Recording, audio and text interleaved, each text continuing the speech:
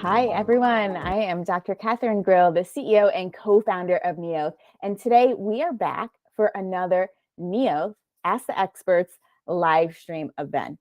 I'm really excited to be here today with Dr. Claire Wheeler to talk about a topic that you all voted for, which is manifesting goals. It's something I've been thinking about in my personal life. I know you've all been thinking about it because you voted for it. So today, Dr. Wheeler is going to give us some tips and tricks for how to manifest those goals that you've been thinking about. So Dr. Wheeler, thanks so much for being here today. I'm wondering if you can kick us off by talking about when is it helpful to really think about planning and setting for goals versus going with the flow? Hello, it's great to be back doing another one of our live stream events. And this is a great topic, especially as winter is starting to draw to a close and spring is coming up, and it's a time for freshness and newness and making goals. But at the same time, we talk a lot at Neolth about mindfulness and being present in the moment and things like that kind of sound like going with the flow. And that's great. And I kind of differentiate between those two things, between goal-oriented activities and going with the flow. And going with the flow is best when it's things like entertainment or creativity, like tapping into your inner artist, socializing, being around other people, being in nature. All of these are not goal-oriented. They are processes that are enriching in and of themselves. But in order to get through life, we really need to have goals, or you need to have something that you're working toward. And because what this does is it adds meaning to our lives, and it creates motivation to keep making progress and avoid getting stuck in old habits and patterns that might not be that helpful to us. I love how you just summed that up. I never really thought about it, but having those goals and setting those goals adds meaning to your life and gives you that motivation to progress, which is something that can be particularly difficult for young people, especially as they're going through transition periods. I hear this a lot as students have graduated and they're getting their first jobs, that they feel kind of stuck in life. They don't know where to go, and setting those goals might be helpful for moving on and progressing and not feeling so stuck. So the kind of meat of the conversation today, something I was really excited to talk about, was SMART goals. I know students have probably heard about this. It can be really helpful and really important for hitting those target goals that you've set. Can you walk us through what SMART goals are and why they are helpful? Absolutely. Yes. I think anyone who's been to school probably has heard of SMART goals, and they're in the context of getting your assignments done and being good at school. But really, this is a process that can work toward anything that you want to change in your life. And really, goal setting is about change, and change for many people can be scary. And another thing about change is that it can be a little intimidating for the people in your life. So it's important to be mindful of goals. And a lot of times a goal will start out as something sort of vague and broad. Like when I was a kid, someday I want to be a doctor. That's a goal, but it's not a SMART goal until I actually made it into one. And it really wasn't appropriate to do that till I got to high school and beyond. But the SMART, SMART, stands for specific, measurable, achievable, relevant, and time bound. And I just want to spend a minute or two on each one of those and to talk about how they can be used in your everyday life to really work toward just about any goal that you want to accomplish, whether it's a personal, professional, school-based, or even something about how you live on the planet, or how a good citizen you are of where you live.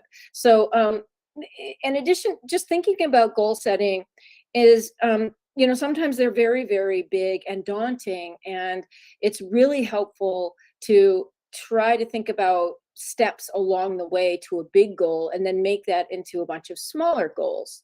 So to start with a specific goal, I see this a lot because I teach a health behavior class as part of my job. And I'll ask students, do you have some goals for your health? Because I teach health behavior, and it'll be like, I want to eat better. And that's a start. That's a goal, but it's not specific. and it doesn't have really any information about why this goal is being set. So I think it's really important to know why you want to accomplish this goal, and because that is a big motivator in itself. Again, we get back to that concept of meaning, the meaning of what you're doing and that goal. So if you want to eat better because you read a book about paleo or keto, or needing more fruits and vegetables or something, then that's how you create the specificity. And it can be very simple, and I strongly would urge you to make it as simple and easy to accomplish as possible. So for example, it could be, I'm going to add 1 serving of one of these 4 vegetables to my day every day for a week, right? So that is just so small and so specific, but it's very clear then what you need to do. And that builds confidence, because there's no guesswork. And another thing that really can create stress for people is choices and decision making every day, having to make that same decision every day.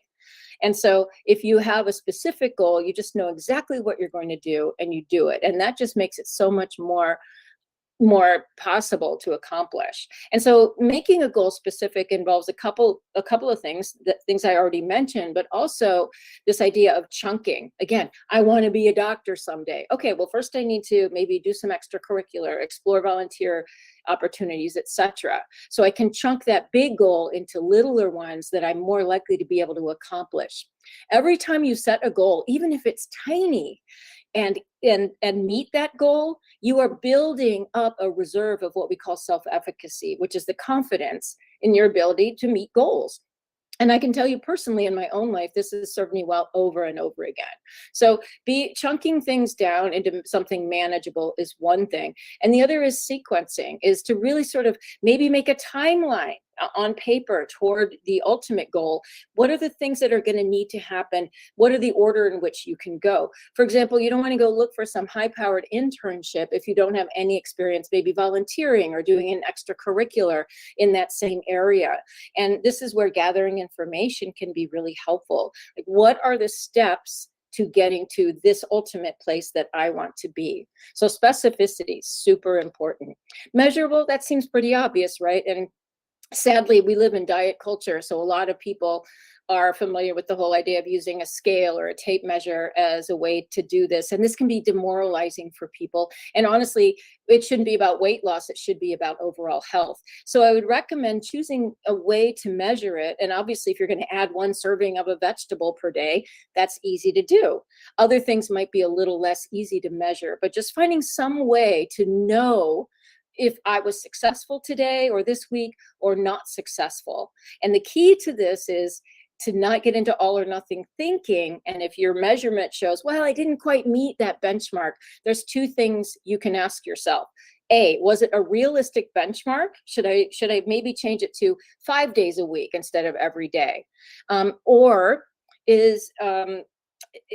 do I need to work harder toward the benchmark that I had already set?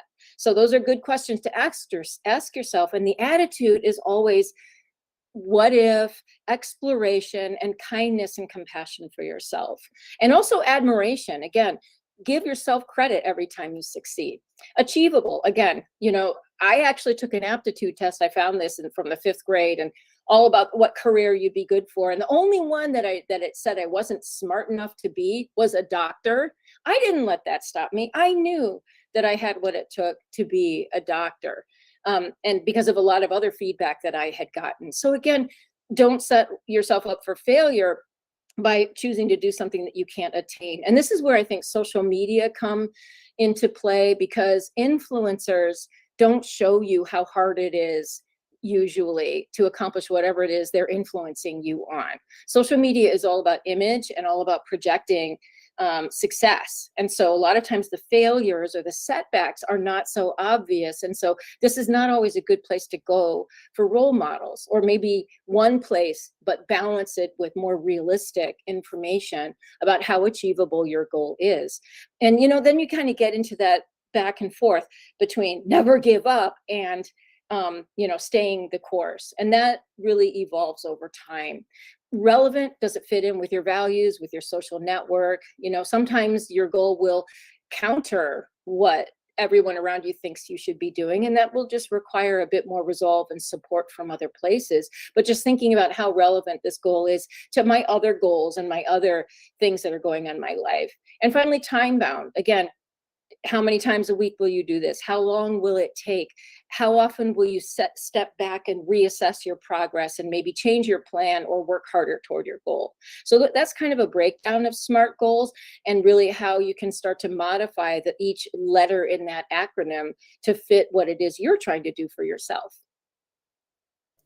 Oh my goodness, so much fantastic information. I'm definitely going to go back and rewatch this conversation and take more notes. But that was really fantastic. Thank you.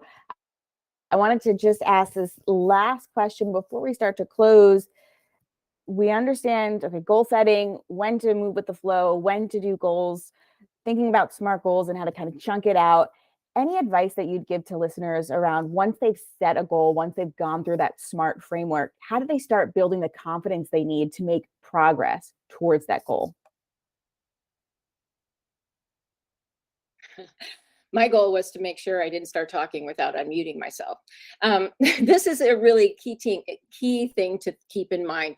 The early stages of working toward a goal are kind of vulnerable, where you're not sure, you haven't established a pattern, you don't know, you don't know for sure if you're going to be successful. So I think it is, start with the concept of change and growth and starting small, and set yourself up for success. It might seem really silly, but I've worked with graduate students in public health for over 15 years, and they're trying to change their behavior, and something really simple like I'm going to floss 3 times a week, and that can be hard. So just give yourself credit for even deciding to set this goal, and every little step you take toward it, focus on that and not the times you didn't meet that goal. Again, what you're building is this concept called self-efficacy.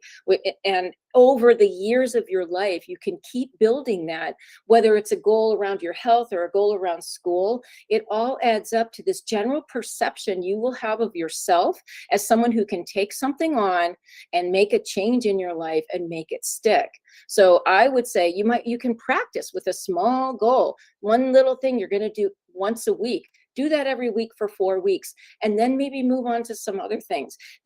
You're learning how to manifest goals while you're manifesting your goals. So you're kind of going meta and looking at an overall life skill while you're building towards specific things that you want to have in your life.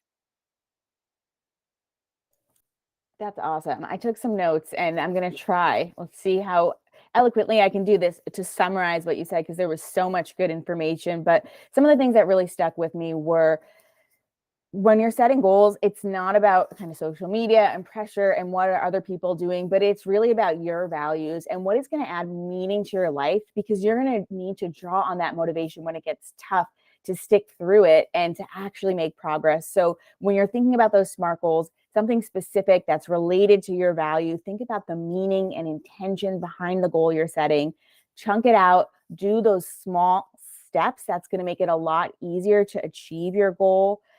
Really think about the time-bound aspect of SMART goals, and what am I going to do this week versus this month versus the next 3 months. If there's not a time I find on my goals, I have a really hard time understanding what am I going to achieve by when. But if I can put it into these kind of chunks-based milestones, I can revisit at the end of the week or the month what was working and what wasn't working, and I can adjust the plan. And that to me seems really key, not having that all or nothing thinking that you mentioned, like, oh, I didn't hit my goal, that's it, it's over. Revisiting at those kind of time-based milestones what you did achieve, knowing there will be some things that you didn't achieve, and just saying, okay, well, I'm going to revisit this plan, I'm going to adjust it as needed, and really, really celebrating those little wins, because we do focus on the things that didn't work out, but it's so important, and this is some positive psychology, to flip that mindset and think about what was working out, what do we want to celebrate, and every little step, even if it feels tiny, celebrate your progress. That's going to help you get to your goal in the long run. So gosh, this time just flies. Thank you so much for being here, Dr. Wheeler. I really appreciate it. Anything that you want to say to the group in closing? I just want to thank you all for your suggestions and for showing up. And I wish you all the luck and motivation in the world toward the next goal you set for yourself. Thank you so much for being here, Dr. Wheeler. So this was another Neolth Ask the Experts live stream event. Today we talked about manifesting goals, which was the topic that you all voted for on the Neolth app in the community poll. So as a reminder for next month, vote about the topic that you want us to talk about, and we'll be back in March. See y'all then. Bye, everyone.